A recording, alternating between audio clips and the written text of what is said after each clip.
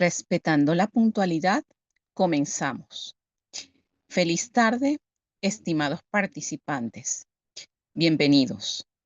Damos inicio al primer encuentro síncrono del periodo 25-11 para la unidad curricular Teoría de los Tratamientos 2, sección R1.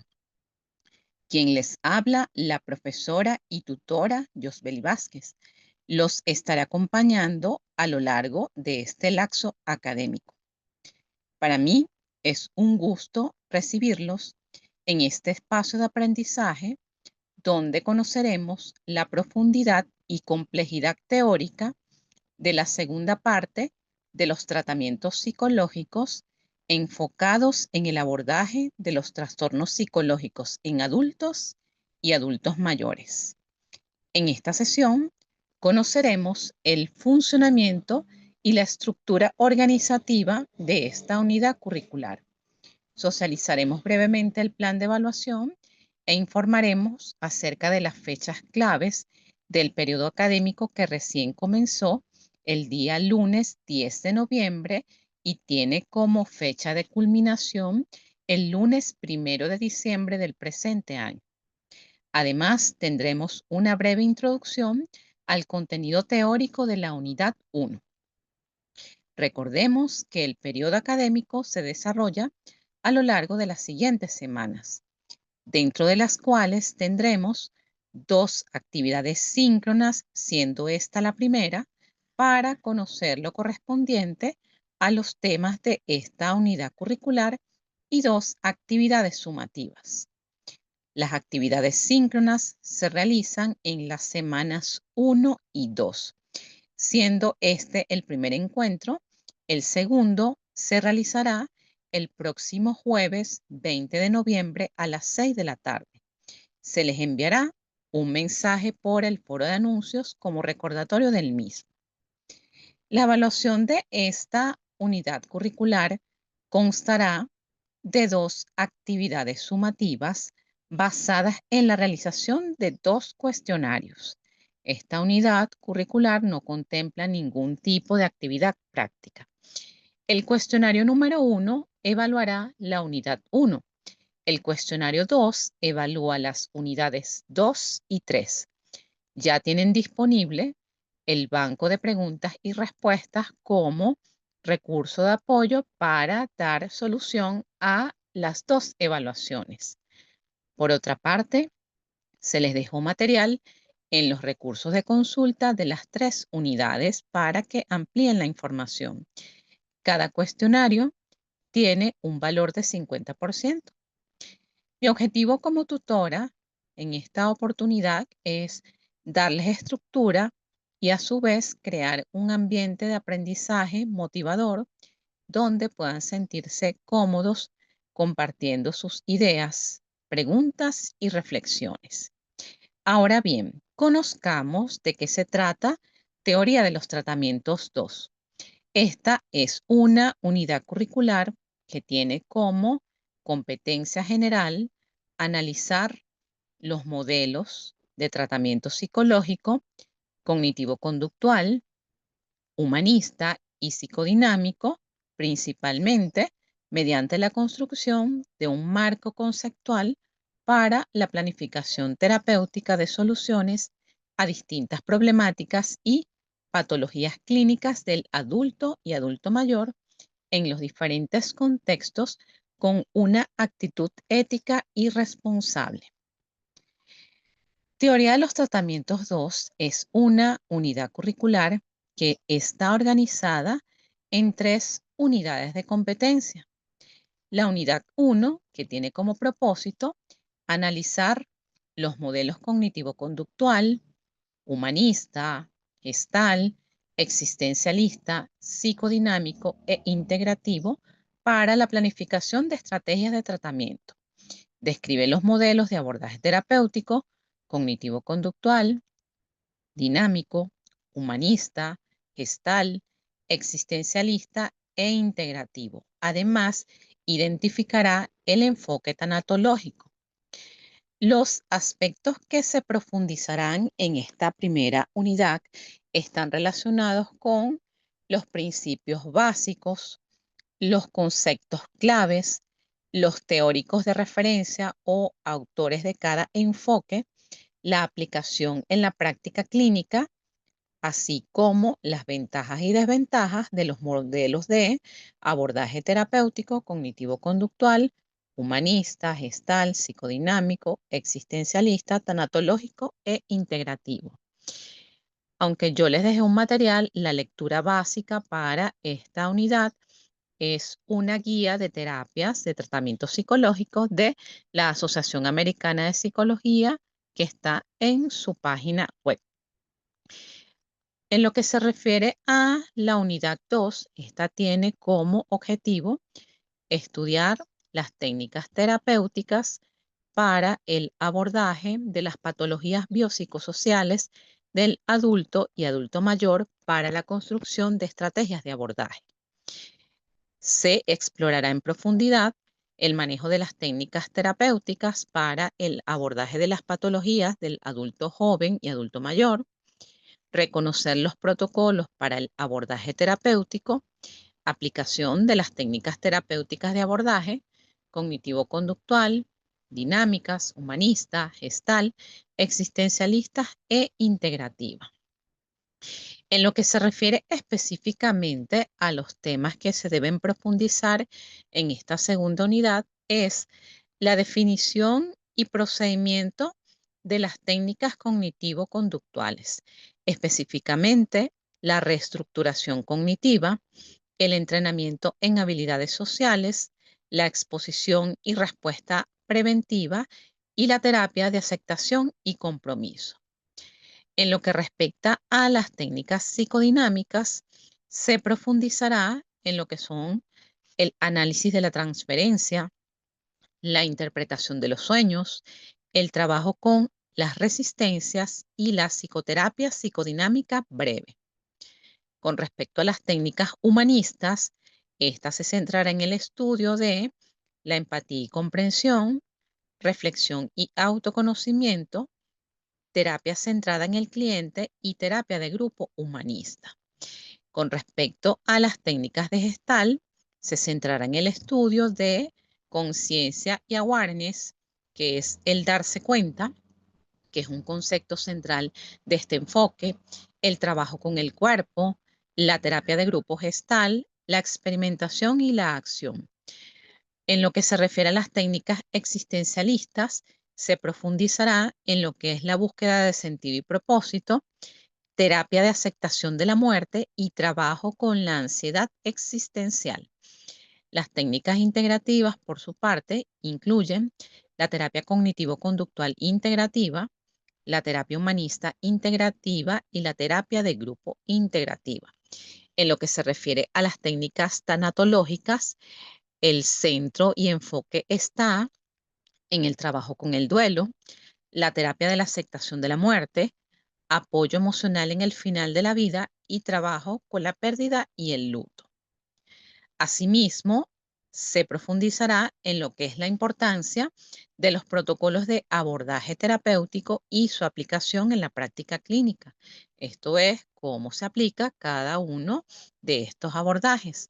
Es importante también identificar cómo es la evaluación y diagnóstico, el establecimiento de objetivos terapéuticos y la planificación del tratamiento, el seguimiento y evaluación de resultados de los protocolos, cognitivo-conductual, psicodinámico, humanista, gestal, existencialista, tanatológico e integrativo.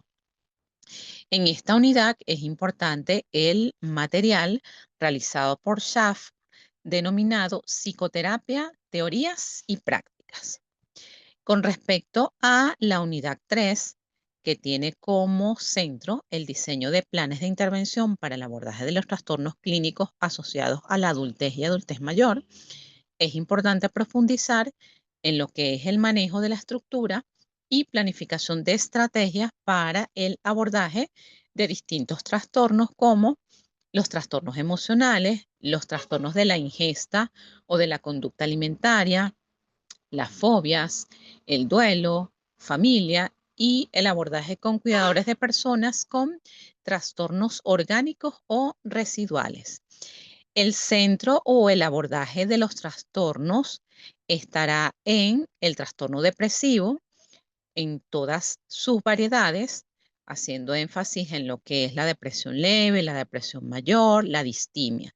Todos estos trastornos que estoy mencionando son los que se presentan con mucha mayor frecuencia en la práctica clínica y deben ser descritas de acuerdo al manual diagnóstico de CM5 o de CM5 revisado. Están los trastornos de ansiedad, bien sea el trastorno de ansiedad generalizada, los episodios de pánico, las fobias específicas. Con respecto a los trastornos de la conducta alimentaria, la anorexia, la bulimia, los atracones, la pica, el duelo migratorio, que es algo que está muy presente en nuestra población, o el duelo por la muerte de familiares significativos, el abordaje de pacientes con enfermedades crónicas o terminales, como diabetes, cáncer, lupus o VIH, y los trastornos neurocognitivos que tienen una prevalencia importante en la población de adultos mayores. En esta unidad sería importante que pudieran revisar el material de Bernardi, que está alojado en la revista de Psiquiatría del Uruguay del año 2014, denominado La formulación clínica del caso, su valor para la práctica clínica. Esto, de manera general, son las 3 unidades y el contenido que se abordará dentro de cada uno. Bien, ahora continúo con un breve resumen acerca del contenido de la unidad 1, cuyo tema son los modelos de abordaje terapéutico. Comenzamos con la afirmación de que el quehacer profesional del psicólogo clínico implica dotarse de un amplio conocimiento en diversidad de técnicas psicoterapéuticas basadas en la evidencia y con un sólido sustento teórico. En este sentido, se conocerán los aspectos generales de las teorías y métodos en psicoterapia mediante las cuales se logra el cambio psicopatológico y conductual de los pacientes. Los tratamientos, las técnicas terapéuticas de intervención o de abordaje psicológico, todas estas son denominaciones que hacen referencia al proceso psicológico denominado psicoterapia. En principio, se parte del supuesto teórico que muchas de las técnicas pueden llevar al mismo objetivo común por caminos diferentes. Sin embargo, la tendencia actual en psicoterapia, en la terapia psicológica, evoluciona hacia la psicología clínica y lo que se ha denominado como la psicoterapia basada en la evidencia científica. Esto dirige el proceso a conocer la respectiva base teórica de las distintas técnicas terapéuticas psicológicas, desde los enfoques más conocidos de la psicología clínica para el abordaje de los problemas clínicos en el adulto y adulto mayor. Cada enfoque psicológico, como ustedes ya saben, postula diferentes modalidades de tratamiento en psicoterapia. La teoría es la base que le proporciona al psicólogo los parámetros y lineamientos para la intervención, guía y da enfoque al proceso terapéutico. Basado en estas ideas, los conceptos que se describirán a continuación pretenden ser una guía para el profesional de la psicología clínica que se encuentra en formación avanzada y aplicada, en este caso ustedes, y constituye una caja de herramientas técnicas que les permitirán acompañar los procesos psicológicos de sus futuros pacientes con el objetivo de que dominen métodos específicos de intervención psicológica. Conocer, manejar y aplicar estas herramientas terapéuticas requieren desarrollar una serie de condiciones que garanticen la objetividad de la intervención psicológica.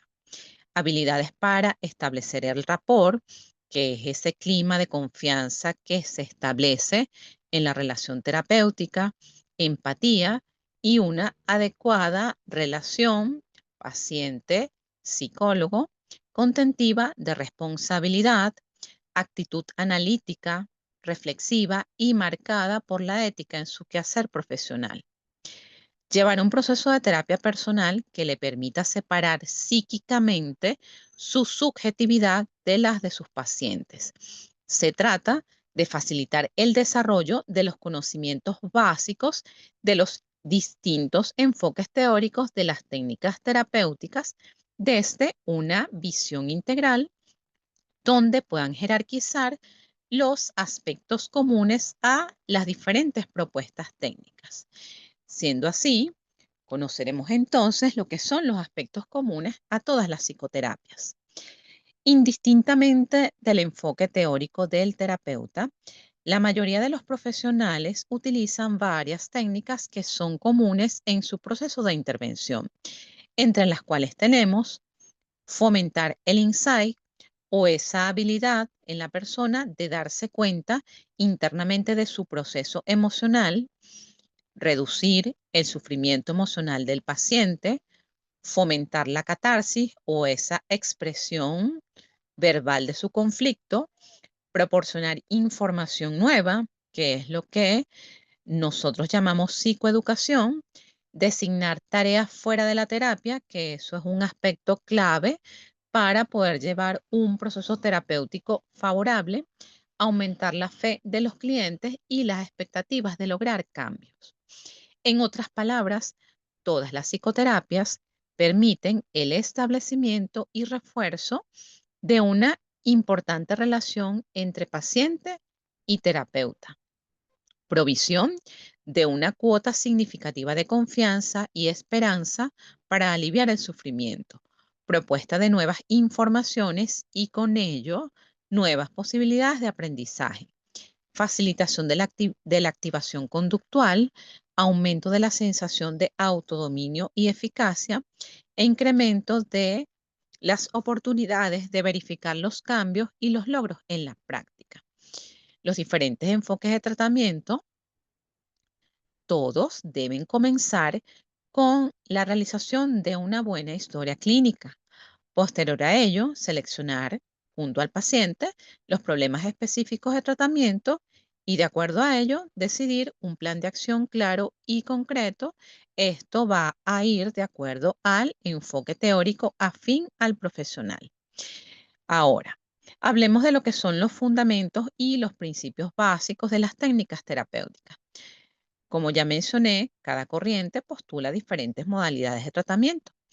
Cuando nosotros hablamos de terapia psicológica, esto debe verse como un proceso que utiliza técnicas en donde se producen fases, circunstancias y procesos. El marco teórico se vincula a la técnica utilizada por el terapeuta. Las diferentes corrientes terapéuticas se han ido desarrollando a medida que se han profundizado las líneas teóricas que las sustentan.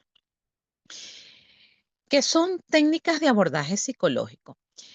Estas son intervenciones realizadas por un psicólogo clínico, las cuales se basan en técnicas y teorías enmarcadas en un contexto clínico y seleccionadas de forma cuidadosa para propiciar un abordaje oportuno y eficaz al paciente. Tenemos lo que son las técnicas de intervención psicológica y estas comprenden un conjunto heterogéneo, es decir, son varias, de métodos y sistemas estructurados. Su finalidad es conseguir los objetivos marcados en el tratamiento y como fin último la superación del problema motivo de intervención psicológica. Un tratamiento psicológico, de manera general, es una intervención profesional basada en técnicas psicológicas que se realizan en un contexto clínico. Cuando hablamos de contexto clínico, esto incluye los centros de salud mental públicos y privados, los hospitales, consultas privadas, asociaciones de personas afectadas, organizaciones no gubernamentales, fundaciones, entre otras. El proceso terapéutico hace referencia al conjunto de fases sucesivas implicadas en el tratamiento psicológico, que abarcan desde la primera consulta por parte del cliente o paciente hasta la finalización del tratamiento.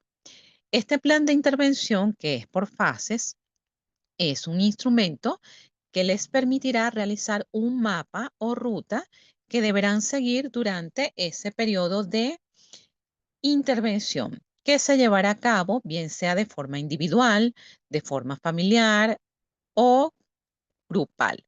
En este plan de intervención existen una serie de objetivos que se deberán cumplir a través de todo el proceso de intervención.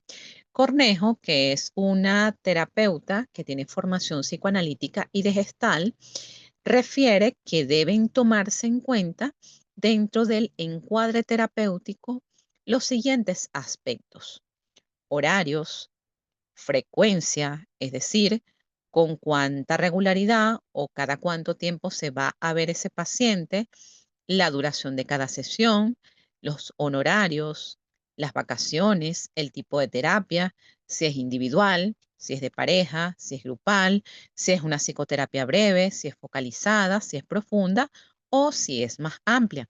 Este encuadre terapéutico se define como el conjunto de condiciones, normas o reglas que nosotros establecemos y que permiten estructura tanto a nosotros los terapeutas como a los pacientes. Si bien es cierto que muchas de las técnicas pueden llevar al mismo objetivo común por caminos diferentes, como ya señalé al inicio, la tendencia actual en la terapia psicológica evoluciona hacia la psicología clínica y la psicoterapia basada en la evidencia científica. En este sentido, la aplicación de la terapia psicológica debe basarse en el empleo de técnicas de eficacia, efectividad y eficiencia probada mediante estudios científicos. Es importante que las técnicas estén probadas para el problema específico al que se aplica. Y de una vez adelanto que esta, esta psicoterapia basada en la evidencia, el enfoque que cumple con todos los criterios establecidos por la APA, es la terapia cognitivo-conductual. Siguiendo con la idea, cada escuela psicológica postula diferentes modalidades de tratamiento en psicoterapia. Es importante destacar que el abordaje terapéutico es diferente a la psicoterapia como tal. De acuerdo con los objetivos que percibe la psicoterapia, es entendida como un método o técnica de tratamiento que intenta aliviar los trastornos emocionales o psicológicos o modificar desajustes en la personalidad. Lo importante para las sesiones y el propio proceso de terapia tiene que ver en mayor medida con el encuadre que se mantenga con el paciente, indistintamente del marco teórico o enfoque escogido, ya que esa regularidad en la frecuencia de las sesiones es lo que va a facilitar que se puedan aplicar las diferentes técnicas y, por supuesto, facilitar el cambio.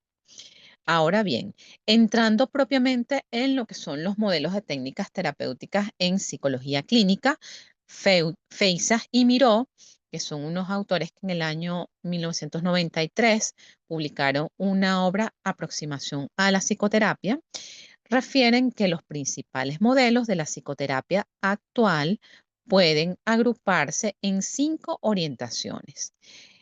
Y aquí nos debe quedar claro que esta terapia cognitivo-conductual surge de los modelos puramente conductuales y de los modelos puramente cognitivos y ha resultado en este enfoque cognitivo-conductual. De acuerdo a estos autores, uno de estos modelos es el puramente conductual y estos modelos están representados en la terapia o modificación de conducta que tiene aplicación en un rango muy amplio de problemas, dentro de los cuales están las neurosis, la depresión, la ansiedad, los trastornos de pareja, las adicciones, los trastornos psicológicos infantiles, los trastornos médicos, entre otros. Esta terapia de modificación de conducta es reconocida como uno de los enfoques más influyentes y prestigiosos en el terreno de la salud mental. La terapia conductual fue definida en el año 1952 por Eisen como el intento para alterar la conducta y las emociones humanas de un modo beneficioso y acorde con las leyes de la teoría del aprendizaje. Por su parte, Skinner en 1953 explica la psicoterapia como efecto del condicionamiento operante, sustituyendo los mecanismos intrapsíquicos, que este es un concepto del psicoanálisis, por principios de aprendizaje. Wolpe, en el año 1958, en su obra Psicoterapia por inhibición recíproca, demuestra cómo la terapia de corte conductista es aplicable y con resultados favorables en las neurosis. Ahora bien, con respecto a lo que son los modelos cognitivos, podemos decir que los orígenes de la psicoterapia bajo este modelo se remontan a lo que es la filosofía estoica y el budismo. Los fundadores modernos de esta psicoterapia son los psicólogos reconocidos Albert Ellis, que fue el creador de la terapia racional emotiva, y Aaron Beck. Básicamente, los conceptos cognitivos de la terapia, desde este modelo, apuntan a la relevancia del significado de la conducta, su formación, desarrollo, disfuncionalidad y posibilidades de cambio. En el año 1956, el doctor Albert Ellis inició una nueva corriente psicoterapeuta denominada terapia racional emotiva conductual, o conocidas por sus siglas como TREC. En el año 1962, Aaron Beck desarrolló la terapia cognitiva, que resultó de buen pronóstico en el diagnóstico de la depresión y la ansiedad. Este mismo autor desarrolló los instrumentos psicométricos para la evaluación de los niveles de depresión y ansiedad, que son muy útiles cuando se trabaja con la terapia cognitivo-conductual, en especial para medir la sintomatología y la gravedad de la aparición de estos síntomas. El otro gran modelo son los modelos psicodinámicos, y este modelo se constituyó en el modelo de mayor relevancia para la historia de la psicoterapia, ya que está basada en el psicoanálisis. Laplanche y Pontalis definen al psicoanálisis como un método de psicoterapia basado en la interpretación de las relaciones transferenciales, entendiendo estas relaciones transferenciales como esas relaciones que establecen o que establecemos todos los seres humanos con nuestras figuras de apego o nuestros principales cuidadores, que casi siempre en condiciones ideales serán mamá y padre biológico. Este modelo la psicoterapia basada en este modelo también está basada en la interpretación de las resistencias y de los deseos inconscientes. En lo que se refiere a los modelos humanísticos existenciales, que teóricamente se les ha denominado la tercera fuerza. Dentro de este enfoque se encuentran las concepciones fenomenológicas, humanistas y existenciales desarrolladas en el campo psicoterapéutico, entre las cuales se destacan las terapias gestálticas, la terapia centrada en el cliente de Carl Rogers y el análisis transaccional.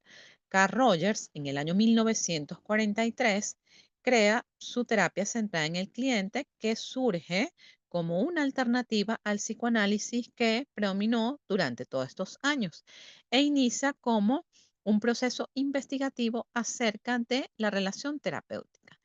Ahora bien, con respecto al otro gran modelo, que son los modelos sistémicos, y que al menos para esta asignatura no se abordará, pero es importante que lo conozcan, el desarrollo histórico de estos modelos va unido a la evolución de la terapia familiar.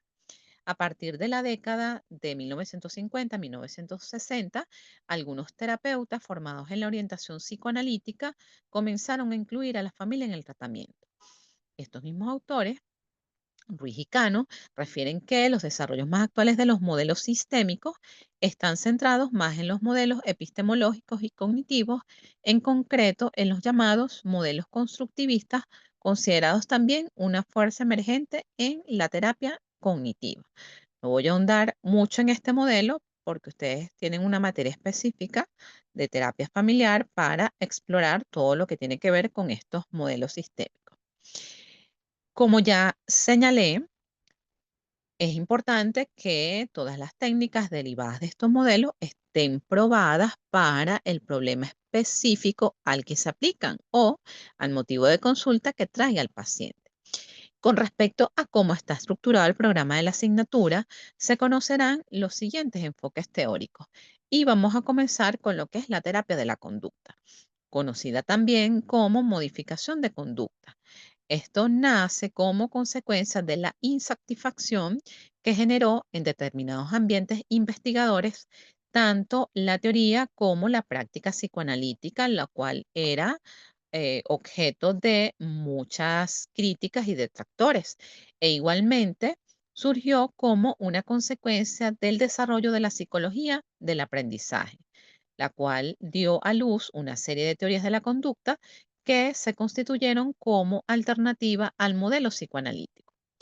El punto de partida de la terapia de la conducta es la consideración de que la mayor parte de la conducta, incluyendo la conducta inadaptada, es aprendida y por tanto los principios derivados de la teoría del aprendizaje son aplicables a los tratamientos.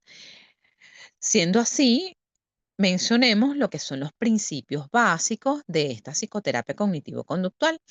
Está el aprendizaje, la cognición, la conducta, procesamiento de la información, los esquemas cognitivos, la atribución, autoeficacia, reforzamiento y el mantenimiento y la generalización.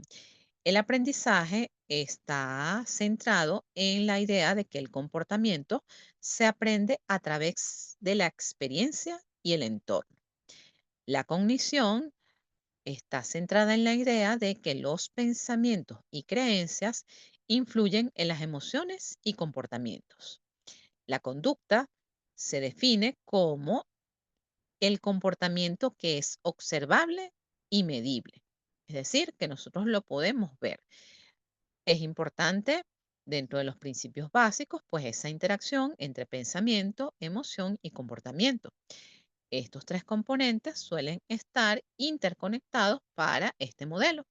El procesamiento de la información se refiere a que los individuos procesan información de manera selectiva y sesgada. De allí viene ese concepto de los sesgos cognitivos y las distorsiones. Los esquemas cognitivos son los patrones de pensamiento que influyen en la percepción y el comportamiento. La atribución significa que los individuos atribuyen significados a eventos y experiencias. La autoeficacia, que también es un concepto relevante en la formación de la autoestima, es la creencia en la capacidad para cambiar y controlar el entorno. El reforzamiento, el comportamiento se refuerza o se extingue según las consecuencias. El mantenimiento y la generalización implican que el cambio se mantiene y se generaliza a diferentes contextos. Ahora, es importante que dentro de este modelo conozcamos cuáles son algunos de los conceptos claves para poder comprender lo que es la psicoterapia cognitivo-conductual. En primer lugar, está el concepto de los esquemas cognitivos. De manera general, se entiende como que son aquellos patrones de pensamiento y creencias que influyen en la forma en que procesamos la información y nos relacionamos con el mundo. Según Aaron Beck, estos son patrones de pensamientos y creencias que surgen a partir de experiencias tempranas. Para Albert Ellis, los esquemas cognitivos son creencias irracionales y absolutas que generan emociones y comportamientos negativos. Está el concepto de pensamientos automáticos. Estas son ideas que surgen de manera automática y espontánea como respuesta a un estímulo. Estos pensamientos automáticos pueden ser positivos y negativos e inciden en lo que es la expresión de las emociones y por ende del comportamiento. Las distorsiones cognitivas, que esto es un elemento central en la reestructuración cognitiva, son patrones de pensamiento que distorsionan el modo de percibir la realidad y a su vez generan comportamientos y emociones negativos. De acuerdo a este enfoque, todos desarrollamos algún tipo de distorsión cognitiva que nos hace tener este tipo de pensamientos que no son coherentes y que muchas veces suelen ser irracionales y que nos hacen entrar en conflicto con esa expresión de la emoción y por supuesto del comportamiento.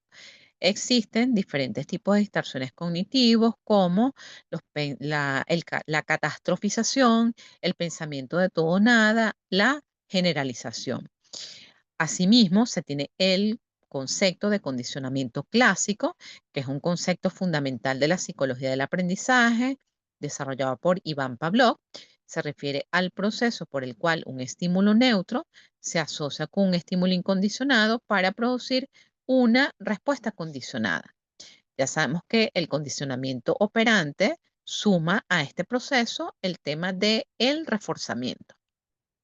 La autoeficacia es la creencia de una persona en su capacidad para realizar una tarea en específico. Esta habilidad influye en lo que es la motivación, el esfuerzo y la persistencia en la realización de tareas.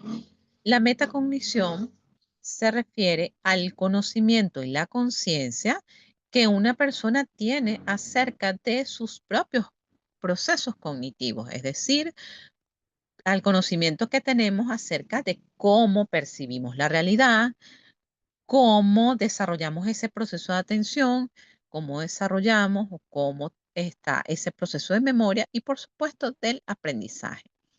Existen diversidad de autores que han desarrollado su investigación y su línea de trabajo en este enfoque, dentro de los cuales tenemos, por supuesto, a Skinner, Kasdin, Wolpe, Marx, Eisen, Rashman, Aaron Beck, Albert Ellis, Menchenbaum, Bandura, Clark y Salkowski. Ahora bien, pasemos a lo que son los principios básicos de la psicoterapia gestal. Existen unos principios psicológicos basados en esa teoría de la gestal, dentro de la cual está el organismo entorno, el holismo, de acuerdo al cual el individuo es visto como un todo, el principio de la autorregulación, la conciencia, el aquí y el ahora, que es el enfoque en el tiempo presente, figura fondo, que está relacionado con las polaridades, los opuestos, razón-emoción, que se integran para alcanzar la totalidad, el contacto, que es esencial para el crecimiento y el cambio. La retroalimentación, que es esa información que nos va a ayudar a ajustar y adaptar el comportamiento de acuerdo a la evaluación que hagamos del mismo. La responsabilidad personal, el individuo es responsable de sus elecciones y acciones. Los principios terapéuticos de la psicoterapia gestal son la conciencia, la experimentación, el enfoque en la relación terapéutica y la no interpretación. Los autores clásicos del enfoque gestal son Max Wertheimer, Wolfgang Kohlen, Kurt Kufka y Fritz Perls. Ahora bien, con respecto a lo que son las psicoterapias humanistas, que ya sabemos que es uno de los grandes modelos de las psicoterapias, bajo el epígrafe de psicoterapias humanístico-existenciales, se han agrupado los enfoques que nacieron como alternativa al psicoanálisis por un lado y a las corrientes conductistas por otro. De aquí que al movimiento humanístico existencial se le haya denominado la tercera fuerza de la psicología. Se considera dentro de este enfoque a las propuestas que surgen de la tradición fenomenológico-existencial europea y las que provienen del movimiento norteamericano de la psicología humanista. Tanto la diversidad de enfoques como la aglutinación de diferentes influencias hacen que haya que hablar más de un movimiento que de una escuela formalmente constituida. Características comunes a los enfoques agrupados en este movimiento, los cuales tienen que ver con una cierta concepción psicológica del ser humano, está: el ser humano es superior a la suma de sus partes, es decir, el ser humano es más que la suma de sus partes. Debe ser concebido globalmente, en lo que sentimiento, pensamiento y acción forman un todo integrado. De acuerdo a este enfoque, el ser humano es intencional. La búsqueda de sentido y las motivaciones axiológicas como libertad y dignidad, y no solo las motivaciones materiales, son aspectos fundamentales del ser humano. La existencia humana se realiza en un contexto interpersonal. El hombre es autónomo, es decir, tiene la capacidad y la responsabilidad de tomar decisiones que dirigen su propio desarrollo. Este principio es complementado con el hecho de que solo un individuo autónomo puede asumir su responsabilidad interpersonal. El hombre tiende a la autorrealización. Esta es la tendencia inherente del organismo hacia el crecimiento y la diferenciación. El ser humano está presente a sí mismo en términos de una experiencia interior. Esta vivencia inmediata y el significado que le da a la persona son elementos fundamentales en la comprensión del ser humano. Algunos de los autores más representativos dentro del movimiento humanístico existencial son Vince Wanger, Roger May, Carl Rogers, Abraham Maslow, Laing, Eric Peirce, Peirce, Eric Berne, Lowen y Moreno. Asimismo está Gordon Allport, que es el padre de la psicología de la personalidad, Viktor Frank, Eric Fromm y Ronald Laing. Ahora, con respecto a lo que son los principios básicos de la psicoterapia psicodinámica, que en un principio fue el modelo que predominó, pues se tiene el papel del inconsciente. De acuerdo a este enfoque, el inconsciente juega un papel fundamental en la formación de esas creencias, pensamientos, sentimientos y comportamientos. Está el principio de los conflictos intrapsíquicos, los conflictos entre diferentes partes de la personalidad, de acuerdo a la teoría freudiana, es esas instancias llamadas ello, yo y superyo, que si hay alguna dificultad en su estructuración, suelen generar síntomas y problemas psicológicos. Está el concepto o el principio de las defensas. De acuerdo a esto, pues el ser humano desarrolla una serie de estrategias inconscientes para poder hacerle frente a la angustia que le genera aquellas situaciones que suelen ser adversas y difíciles y son denominados mecanismos de defensa. Está la represión, la negación, la proyección, el desplazamiento que surgen para proteger al individuo de la ansiedad y el dolor. Otro de los principios básicos de la psicoterapia psicodinámica es el desarrollo psicológico. De acuerdo a este modelo, la experiencia o las experiencias infantiles y la relación con los padres, figuras parentales, cuidadores, influyen en lo que es la formación de la personalidad. Los conceptos de transferencia y contratransferencia, entendiendo como la transferencia aquellos sentimientos que se generan en el paciente en esa interacción con su terapeuta. Y la contratransferencia viene a ser, de acuerdo a este enfoque, aquella serie de emociones y sentimientos que nos genera ese paciente en esa relación terapéutica. Las resistencias, el paciente puede resistirse al cambio y al proceso terapéutico. Esto es un concepto que también está presente en los otros modelos, pero que surgió de el psicoanálisis. La compulsión a la repetición, que es que el paciente puede repetir patrones de comportamiento destructivos a lo largo de su vida o que viene, por llamarlo de alguna manera, pues modelado en esa interacción con esas figuras o esos cuidadores. Los procesos primarios y secundarios que tienen que ver con esos mecanismos conscientes e inconscientes que influyen en el comportamiento.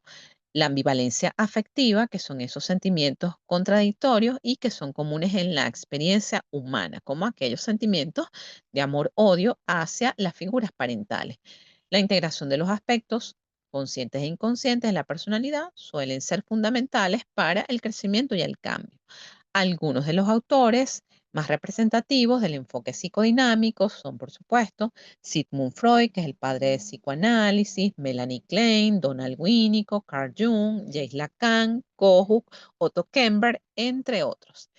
Ahora bien, con respecto a lo que son los principios básicos de la psicoterapia existencialista, se tiene la libertad y responsabilidad individual, la búsqueda de significado y propósito, la aceptación de la incertidumbre y la ambigüedad, la importancia de la experiencia subjetiva, la relación terapéutica como un encuentro entre iguales, enfatización en el tiempo presente, la experiencia inmediata y el rechazo a la patologización y el etiquetado.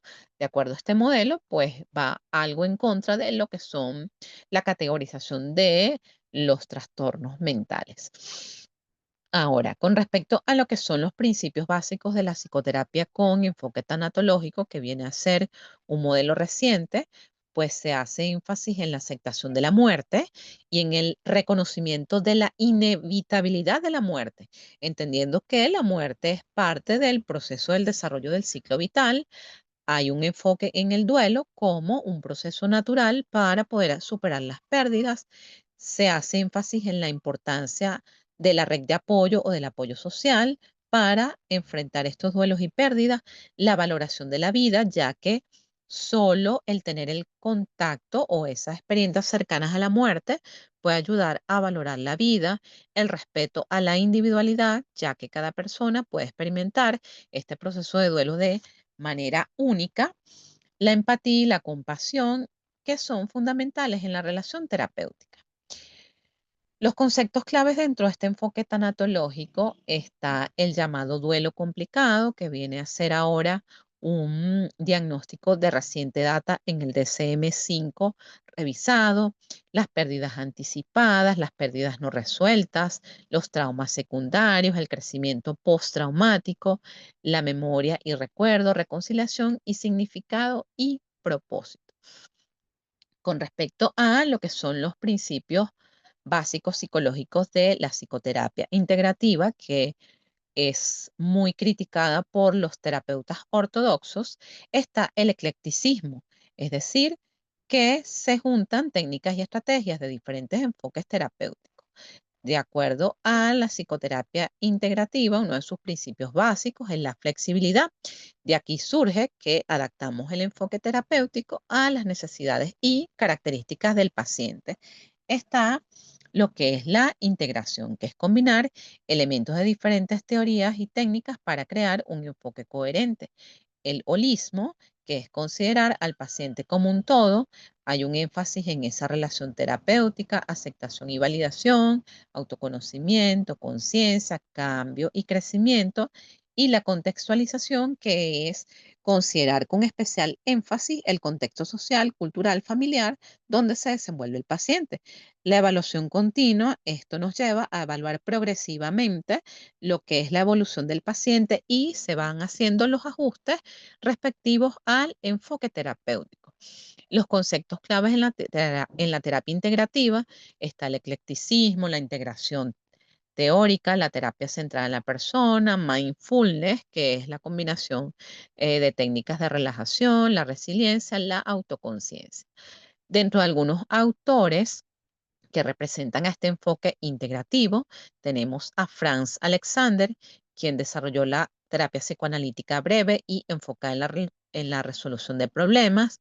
Tenemos a Marsha Linehan, que es una autora que además tiene o tenía en principio el diagnóstico de trastorno límite de la personalidad y ella desarrolló la terapia dialéctico-conductual combinando técnicas cognitivo-conductuales con principios de mindfulness, aceptación y entrenamiento en habilidades sociales. Paul Gilbert con su terapia cognitiva compasiva, Eric Berne con el análisis transaccional, James Prochaska y Carlo Di Clemente, que desarrollaron el modelo transteórico del cambio. Eso es lo que corresponde de manera muy breve, lo que son los principios y conceptos básicos de cada uno de los modelos que se abordan en esta unidad curricular. Ahora bien, no podemos dejar de mencionar lo que es el proceso terapéutico como tal. Todo proceso de terapia implica revisar la vida del paciente desde un enfoque que le permita realizar las resignificaciones necesarias para el logro de su bienestar emocional. Esto enfocándose en determinados puntos claves. Toda persona que acude a un proceso de terapia confía en que se le va a poder ayudar a hacerse cargo de su angustia o sufrimiento. La terapia se considera como el arte de curar sin medicar. Esto a través de la palabra, basado en la idea de que curar se asocia con resignificar, aliviar, concientizar la situación conflictiva o el desajuste que presenta el paciente que asiste a consulta. La mayoría de las veces se considera al terapeuta como el yo auxiliar, es decir, que muchas veces nosotros nos convertimos en un bastón emocional que por supuesto le vamos a dar herramientas objetivas para que ese paciente o nosotros servimos más bien como un modelo que guía, acompaña y organiza todo lo vivido dentro de ese espacio terapéutico, llevando al individuo a experimentar nuevas maneras de resolver los problemas, de manera que logren un mayor grado de gestión emocional y de autoapoyo. Dentro de ese proceso terapéutico se pone al paciente en contacto con sus emociones en conflicto y los provee de los recursos y medios para que los resuelva por sí mismo. Esto alcanzando una mayor fluidez emocional y promoviendo un estado de salud psíquico adaptativo, porque finalmente uno de los objetivos de esta psicoterapia es que el paciente desarrolle estilos de afrontamiento adaptativos. Mediante las técnicas y ejercicios terapéuticos aplicados en las distintas sesiones, se impulsa el desarrollo de las habilidades personales que se encuentran en conflicto, bien sea a nivel de emociones, pensamientos y conductuales. Ahora bien, otro elemento central de este proceso terapéutico es el relacionado con la ética y supervisión de casos en la formación de los psicólogos en técnicas de psicoterapia. El profesional que supervisa casos tiene una percepción diferente y podrá visualizar elementos y aspectos que quizás por poca experiencia o angustia sean difíciles de ver o controlar. Y al mismo tiempo, este supervisor tiene la destreza y la experticia para señalar cuándo se confunde el proceso personal del terapeuta con el de los pacientes.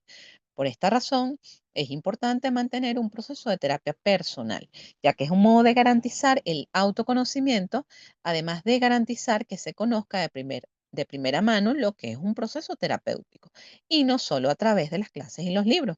La coherencia de mantener la propia terapia permite la revisión de las sombras y puntos ciegos que podrían contaminar el proceso del paciente, con parte de ese mundo interno del terapeuta que puede salir muchas veces de modo inconsciente. Es importante desde lo ético mantener la constante actualización a través de lecturas especializadas, asistencia a seminarios y congresos que fortalezcan el ejercicio profesional.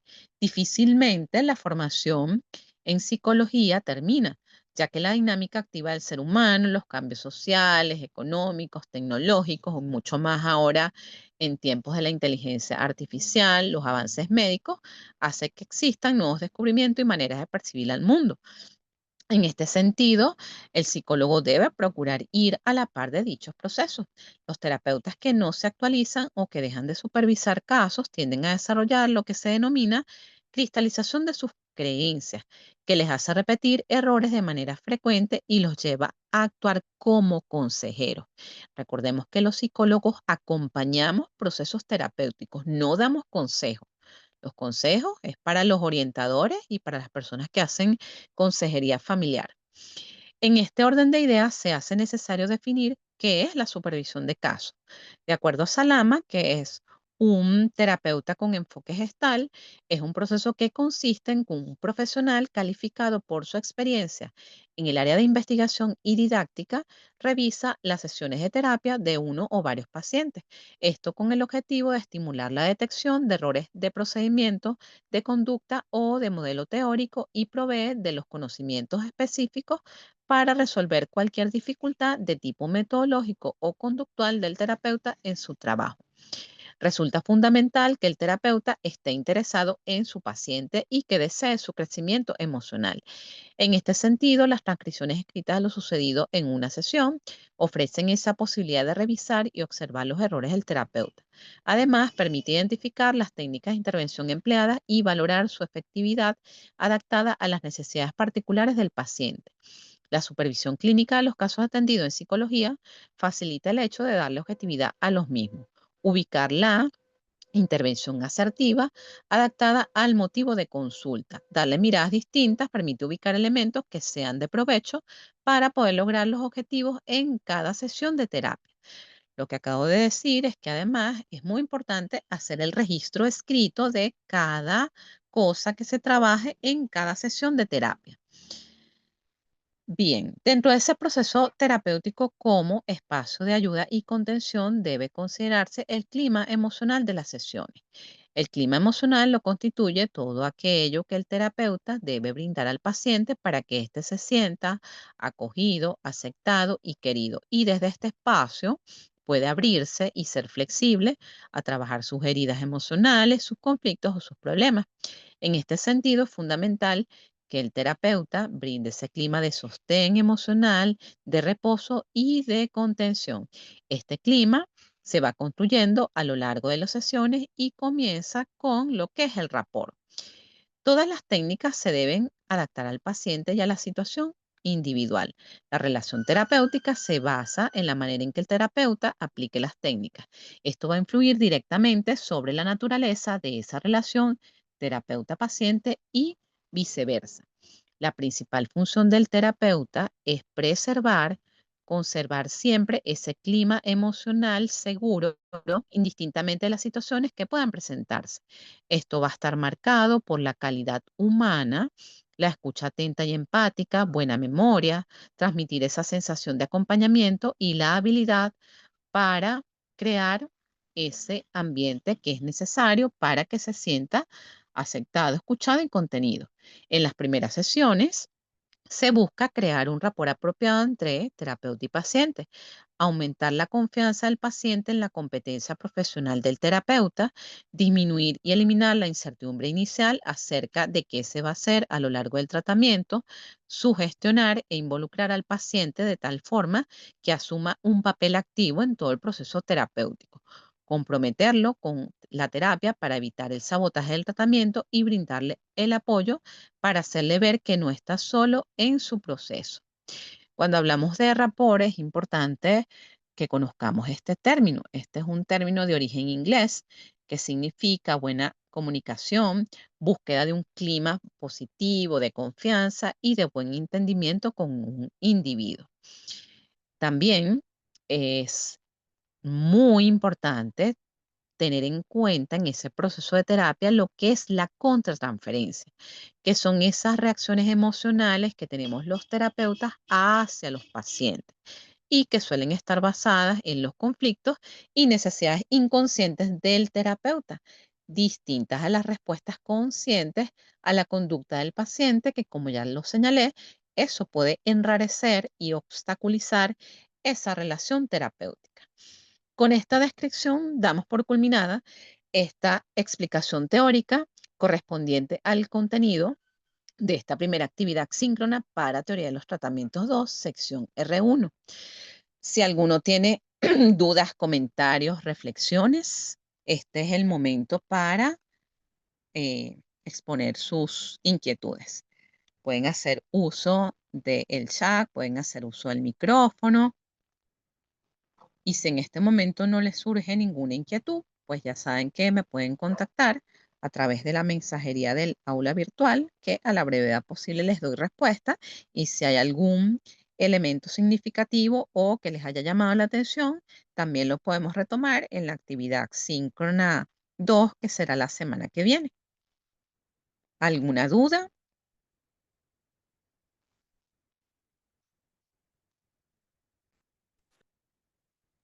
Buenas tardes, profesora. Mi nombre es Amarilis, gusto en saludarle.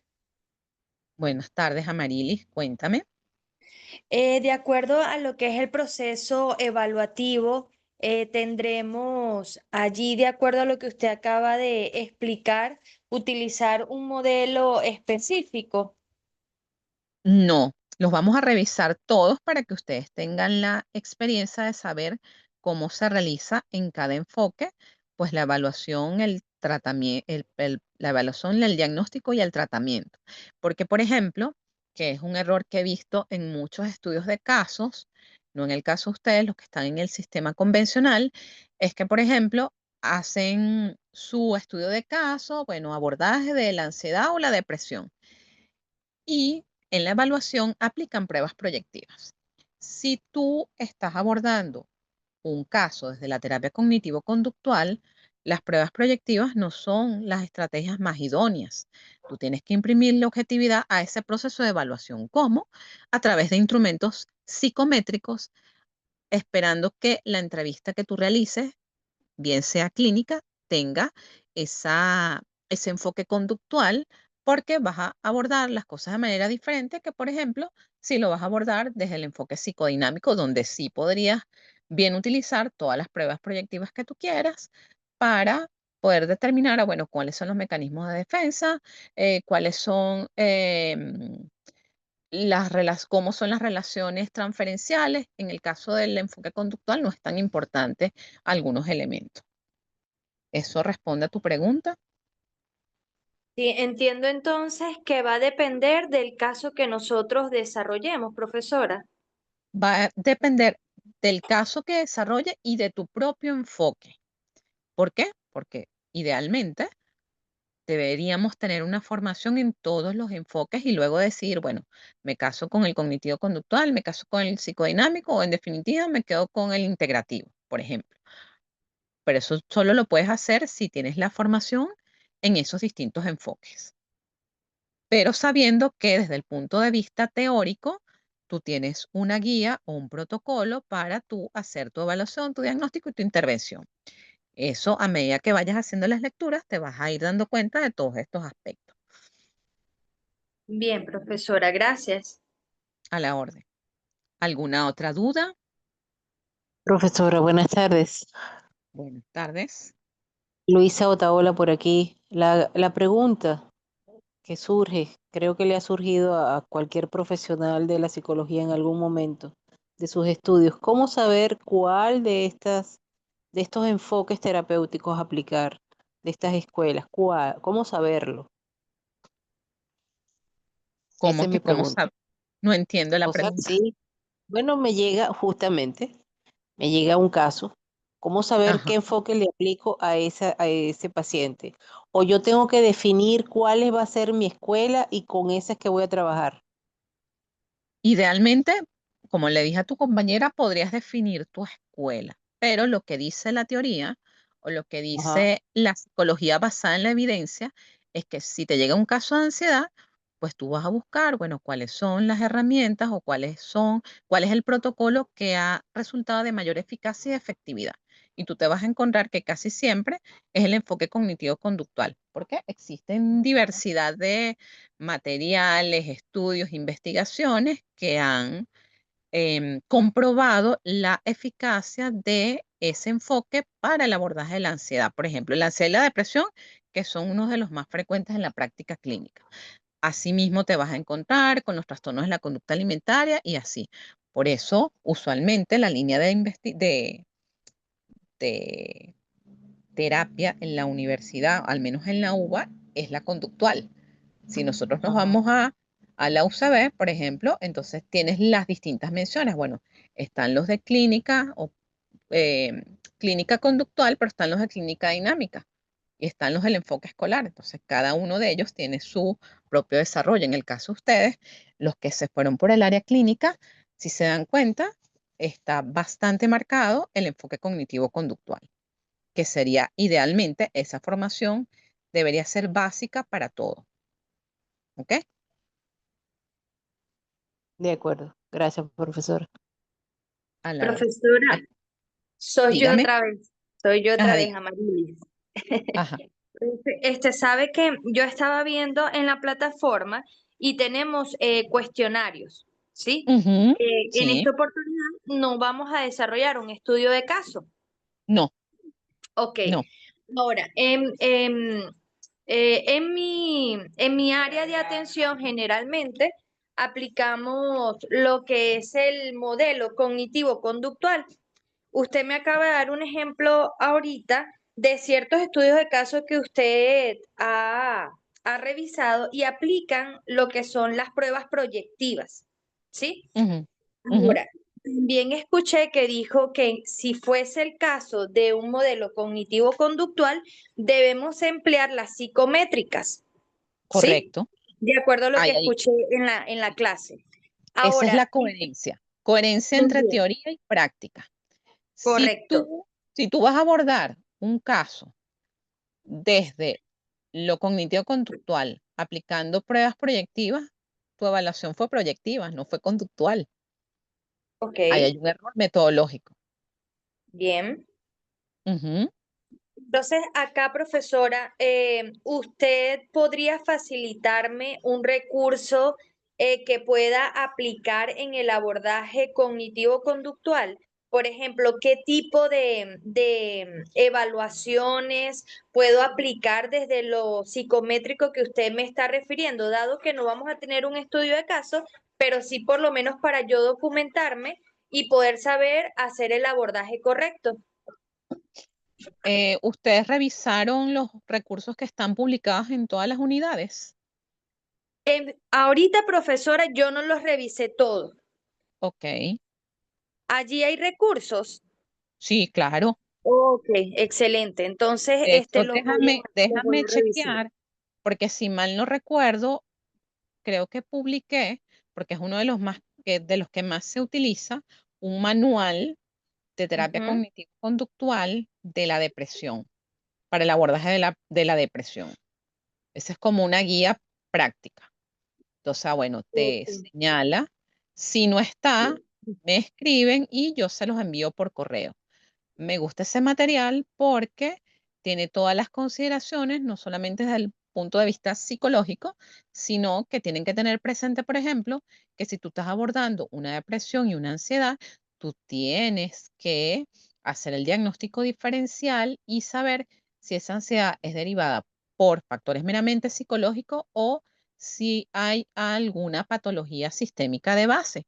Si tú Ok. estás trabajando con una persona que tiene un diagnóstico de tiroides, es muy común Ujú. en los pacientes con este tipo de diagnóstico a los episodios de ansiedad y depresión. Entonces, allí va a estar tu base y hacer la interconexión con el psiquiatra. Recuerden que como nosotros los psicólogos no medicamos, pues ese es el área de acción del psiquiatra quien va a evaluar si la persona amerita un tratamiento psicológico con ansiolítico, con antidepresivo, etcétera, que es como el protocolo esperado. ¿Ok? Ok, sí.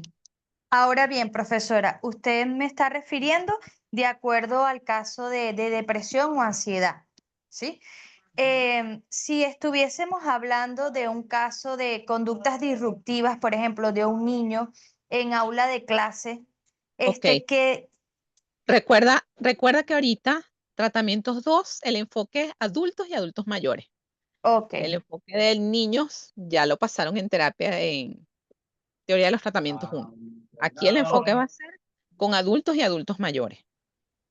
Sin ok, embargo, si tienes alguna duda específica, te puedo orientar porque además es mi área de desempeño clínico, eh, el trabajo con niños, pues. Es una de mis áreas.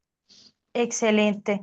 Bueno, profesora, le preguntaba para ver si tenía recursos en ese abordaje cognitivo-conductual que pudiesen servirnos, porque por lo menos en este abordaje que hicimos en el área infantil, sí, por lo menos este modelo como usted lo está presentando, cognitivo-conductual, lo que nos está refiriendo de acuerdo al psicodinámico, al integrativo, o sea, yo por lo menos no lo aprecié. Entonces trabajamos con algunos test proyectivos, pero también hicimos aplicación de otros. Ahora, cuando yo veo, porque he visto informes de especialistas que ellos describen que hacen observación natural, que hicieron la entrevista personal, pero que aplicaron el método cognitivo-conductual, pero yo he Ujú. visto que entonces las evaluaciones son proyectivas, aplican Sí, el test de la casa, el test de la persona bajo la lluvia, el test del árbol, entonces difiere de eso que usted nos está explicando en cuanto a la parte psicométrica. claro, porque por ejemplo, si tú estás trabajando un caso, vuelvo a la depresión, de depresión Ujú. moderada, ¿cómo en una prueba proyectiva tú lo vas a ver? Sí, Si no es es a través, correcto. si es a través de un instrumento psicométrico como el Beck o el Hamilton, Ujú. que tú puedes decir, mira, esta persona tiene un nivel de depresión moderada porque tiene la Ujú. alteración en los hábitos de sueño, en los hábitos de alimentación, está triste, está empezando a tener pensamientos de muerte. Ahí es esa es tu descripción objetiva para tú Muy bien. poder decir, ok, siendo así, que voy a abordar desde lo cognitivo-conductual, la activación conductual, la parte del sueño, la parte de los hábitos, ¿se entiende? O sea, Sí, no es que es capricho de la profesora que dijo, tú la puedes usar para trabajar los elementos emocionales, pero si tú ok. vas a entregar un informe, o vas a hacer una Ujú. evaluación bien, entonces tú te tienes que valer de cuestionarios y de instrumentos psicométricos. Si tú vas a evaluar inteligencia, ok, perfectamente tú puedes usar el test de la persona bajo la lluvia de Goodenough y sacar tu coeficiente intelectual. Pero Ok. que quien la prueba o los instrumentos que te va a dar una mejor apreciación desde lo clínico es aplicar en Ujú. una escala psicométrica como las Wechsler, porque tú vas a poder determinar cuáles son las fortalezas cognitivas de ese niño, de esa persona. ¿Y cuáles Ok. son las áreas de mejora? Ah, ok. Es que esta persona tiene afectado el área de la velocidad de procesamiento que tiene que ver con XX cosas. Ujú. ¿Sí? ¿Sí se entiende? Sí. Sí, sí, Tú lo sí, puedes usar, claro que tú sí. lo puedes usar como recursos emocionales. ¿Ok? Sí, no, y Ah, bueno. es que estoy totalmente de acuerdo con lo que usted está refiriendo, profesora. Totalmente de acuerdo, porque yo tenía esa inquietud. Generalmente cuando veo los informes de algunos casos que llegan a mis manos, dice en su descripción que su método es cognitivo-conductual, pero cuando vamos a los instrumentos que aplicaron, la mayoría son proyectivos. Entonces yo tenía esa inquietud y ahora que usted lo está refiriendo, o sea, me confirma que no estaba equivocada, porque No, si no. vamos a hacer el abordaje clínico, y estoy empleando el método cognitivo-conductual, debería valerme no solamente de proyectivos, sino también de emplear otros instrumentos que vayan en función al método que estoy empleando. Exactamente. Así mismo es. Entonces, lo recuerdo ahorita, pero no sé si es el de la entrevista psicológica o la entrevista conductual donde se especifica ese punto en específico. Ok. Ujú. Entonces, bueno, si yo, ese material que te estoy diciendo, ese sí no está allí, pero si alguno está interesado, me lo puede hacer saber y yo se los envío a su correo personal. Sí, profe, yo estoy interesada.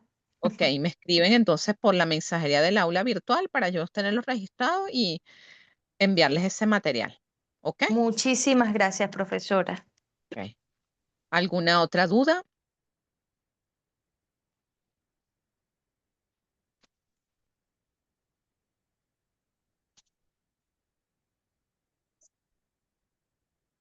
Si no hay más dudas, damos por, ajá, ok, Jonathan, gracias.